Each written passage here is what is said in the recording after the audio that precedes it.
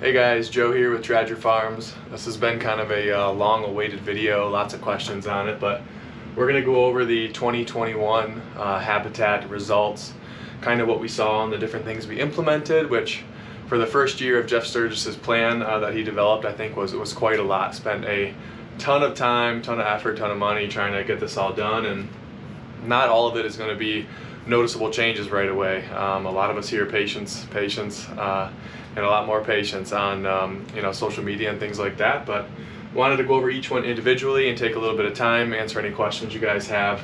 The first one being switchgrass. These are the things we're going to be going over.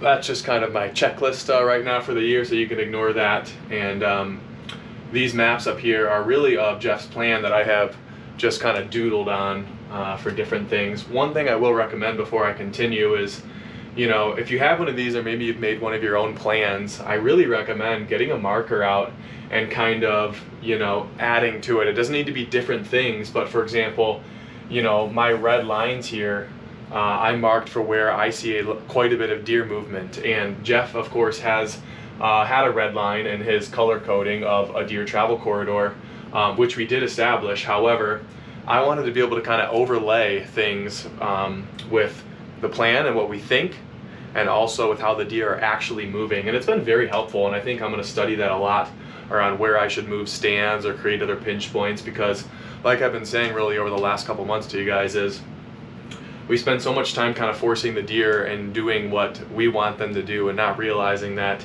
we can only guide them but have to go more off of their natural paths. That's been one of the main learning experiences for me, so I'm really trying to combine the two, and that's going to be a big focus for me in this coming year. But continuing on, so for the switchgrass, for those of you that don't know, we really implemented a lot of this switchgrass all out here. I mean, we were looking at 12 to 14 acres of switchgrass. We did use simazine, we did use glyphosate, I believe twice. But in a previous video I mentioned in my mistakes video that the switchgrass really could have probably used one more spraying, that third spraying of glyphosate.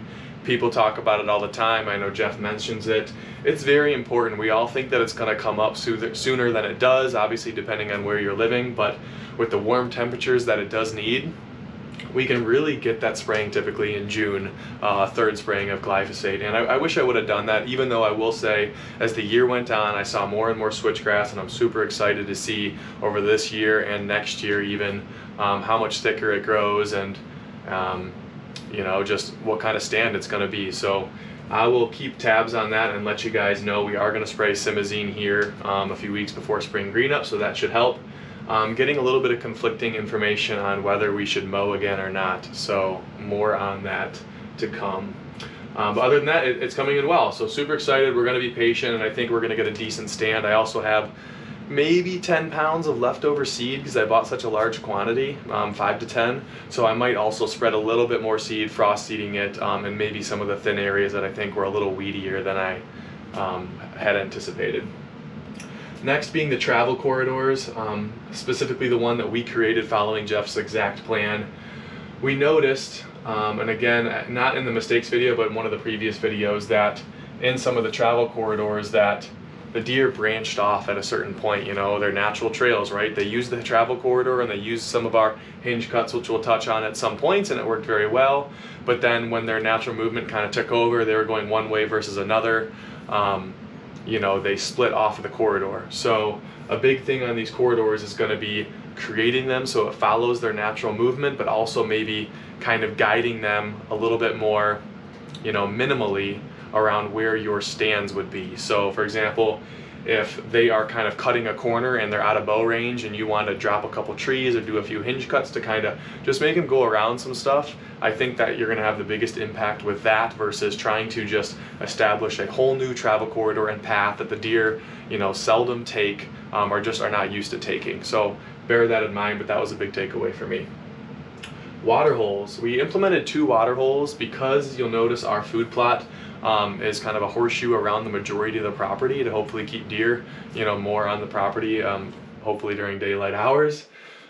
We put our water holes in the back of the woods, and that's of course I think the smart choice, being that it's another attraction for them. However, The water holes, both of them, and the mock scrapes, I didn't add that, but the water holes and the mock scrapes both were not necessarily already on a deer corridor or deer path. They were where I wanted them to be. And the hinge cuts got hit a little bit in the summer. We did get some good, surveying of the bucks around and the deer around with those, but once it came into even close to fall, maybe even September, they were seldom used. I would re-scratch them up to kind of make them look fresh. But then it was pretty disappointing, really. Not a lot of the results that some of you have had a lot of success with, which I was happy to see. But I'm going to need to tweak things, move them a little to, where the deer are already moving, maybe move some of the stands. It doesn't need to be a lot, but, it's not all perfect. So can't probably move the water holes very much. I could, it would be a lot of work. I'll get back to you if I do that. But, at least for the mock scrapes, tweaking those a little bit to match their natural path. In addition, the water holes, I thought, using the water from my home residence might not be a big deal, but I think it may have played a little bit onto whether the deer actually drink out of them. It might taste different minerals, just have a little bit different taste. I mean, we can even tell that, right? So I'm sure the deer can. But I would say half came from my home residence and the other half came from a drainage ditch, which should be pretty natural on the farm, and also a neighbor's well was nice enough to let me use. So it was kind of a combination, but I just didn't know if it was new to them and they weren't drinking, if the water tasted different and it was affecting them, because a lot of them would go to the water hole and then turn around, or if potentially someone mentioned that when they often see their shadow, that they don't like that and they kind of go up to the water hole and see some movement. And but that seems kind of weird, because I'm sure they see some reflection even in the dirtier natural water. But it could be. I'm not sure, but I was surprised it took quite a while for them to use it. I mean, months for the most part, and still they were very skittish, after that. So they may do better in the coming years and just need to be patient. I'm not sure. They may just not be in the most optimal spot, but they are very close to where the deer move, and we did get some pictures. On one of them, we did not get much of anything just because the deer kind of seldom move through there. The trail camera was actually doing so poor that I moved the camera entirely, and I don't even have a camera on the water hole. So for that one, I kind of understand, I guess. Opening the canopy, I know I've referred to this video from last year. It was a lot of fun, a lot in this area, but really just the woods in general. We opened up a lot of the canopy, not hinge cuts, but just felled the trees to get that sunlight in, so on and so forth. And for this year, I would say it didn't do a ton, and I'm sure it takes time for that sunlight to get through, and for those, seedlings and yearlings or whatever trees to establish more and that growth to come up. So that's one aspect. The other aspect, I think, is that I know I've mentioned our basil area being very high on the farm, to my belief, and our conservation rep's belief. So I'm going to get more input on that from the forester, but there also just must not be enough sunlight coming through as well. So looking to either make more drastic changes or start doing more myself so that we can have a larger impact. But that is one of our main goals, to thicken that up and open that canopy more so we can do so. With that being said, I did find some deer beds in that last winter scouting video, if you guys saw that. And they are primarily, closer to food plots, like we all know that the does like. It was a little harder to find buck beds. It's only been one day of scouting, so we still might. But in the surrounding woods and a little bit farther back, I think kind of right in between there, they're somewhat close and somewhat far as well, depending on their home range. So haven't picked up on too many buck beds, but they are, moving through, and I've had, quite a few trail cam pictures either in the evening or just after dark, and we'll see how that turns out next year. But hopefully we can get a little bit more daylight movement, a little more bedding, maybe closer to the farm, again through opening that canopy. So mixed results, but not entirely super beneficial at this point. Hinge cuts, I know I mentioned it previously. Guys, they do work, but I think I had this fantasy in my head where I dropped these hinge cuts and made this magical lane, and the deer were just going to shoot through that and not really use any other paths. And of course that's not what's going to happen. They did funnel the deer in some areas. I did have some hinge cut spots where maybe it wasn't done very much and they might have veered off, and also where hinge cuts were done but they somewhat took their more natural path. But for a lot of it they did use, so I think it's a combination of all those things. But my recommendation would be for you guys to use them Of course, it differs by property, but minimally to, you know, guide the deer in short periods, not, you know, creating one alley or a large movement with just hinge cuts. I don't think that's going to work. It's not going to control the deer all the time in every direction. But other than that, it was fun, and I hope this year we'll get more info on those hinge cuts, maybe see some of that regrowth as long as we get enough sunlight through the canopy, and kind of see that regeneration on the hinge cuts take place. That'll be very interesting. I know a lot of them die. Hopefully some of mine live, but you know, we'll keep up with that and notice the benefit hopefully by seeing if the deer are kind of nibbling on that. Early successional growth, not too much to talk about on this, guys. The early successional growth for us will be all more in the middle of the property, this purple here that I kind of drew out with switchgrass all on the outside. The deer moved through it. I did pick up, we did have, you know, maybe 1 or 2 occasions where something jumped up in the dark, but not a ton of beds that we've seen walking around. I just don't think it's high enough. Quite a few weeds still mixed in. It's fairly mixed in that regard.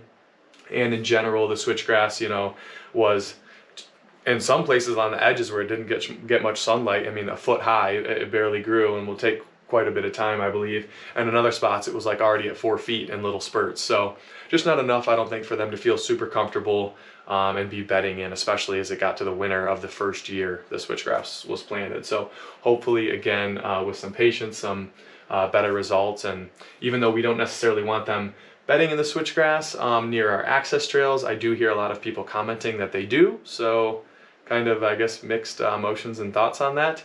But hopefully the deer aren't bedding on the access trail, and but do like the cover when it comes to moving towards our food plots and things of that nature. Which I will say, even though it wasn't necessarily through the successional growth, excuse me, I might be mixing up switchgrass.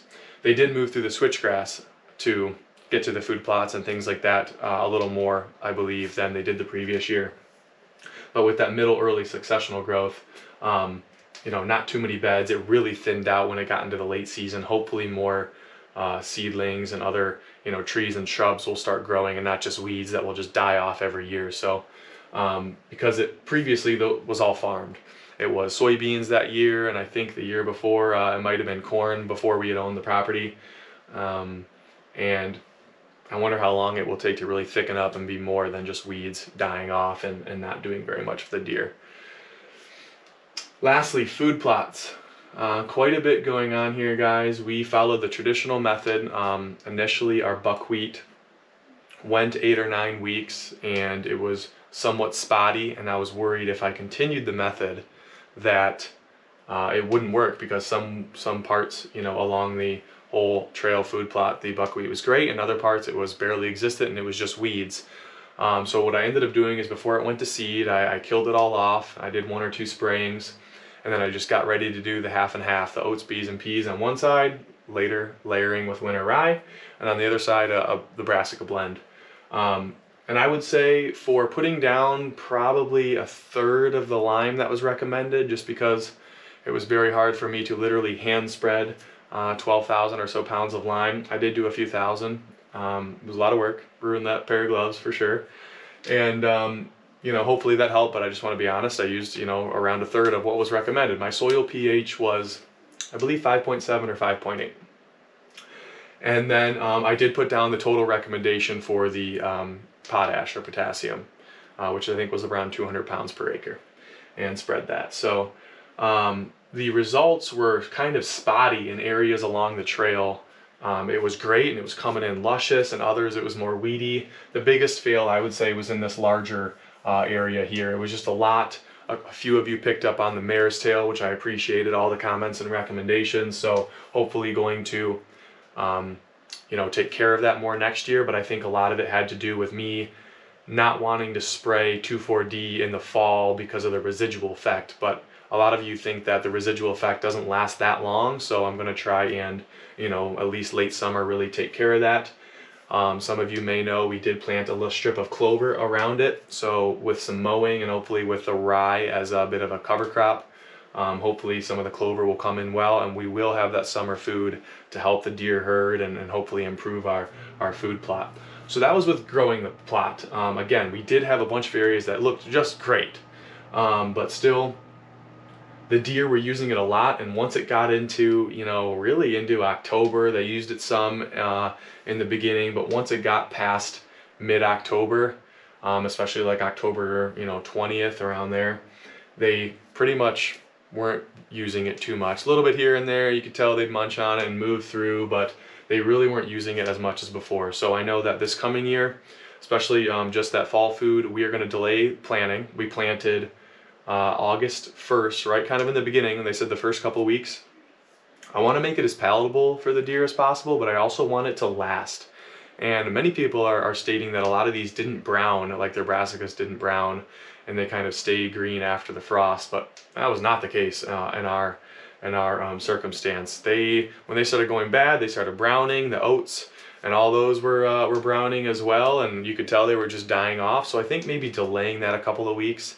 And I don't know if you guys are noticing, but the winters seem to keep getting pushed a little farther and farther. And I don't want to go into any global warming discussion, but I'm noticing that. I think we have a little bit more time to grow, and I think for southern Michigan, pushing those planting dates into the middle of August, maybe even the 3rd week of August, will help that food last and be a little bit more palatable, better tasting for the deer later on into October and maybe the beginning of the rut. So fingers crossed on that. Hopefully have an even better plot, more lime, the same, hopefully fertilizer. We'll do a soil test and hopefully fix a lot of this bigger end of the plot, or have the farmer come in and do a little bit you know, additional for us there, soybeans or corn.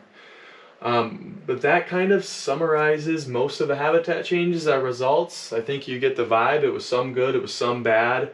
We had more mature bucks, but we also had more trail cameras out, so it is really hard to quantify this for you guys and answer your questions. Everyone wants the immediate gratification. What worked, what didn't, what should I do, what should I not do? But those were our results. We're going to be patient. We're going to be continuing on with this, adapting, making some changes. Going to have the cameras out, and we'll let you know, if things keep getting better and better and better. And if they do, which I assume they will, it's going to be a lot of fun. So more to come. Any questions, guys, let me know, and we'll see you next time.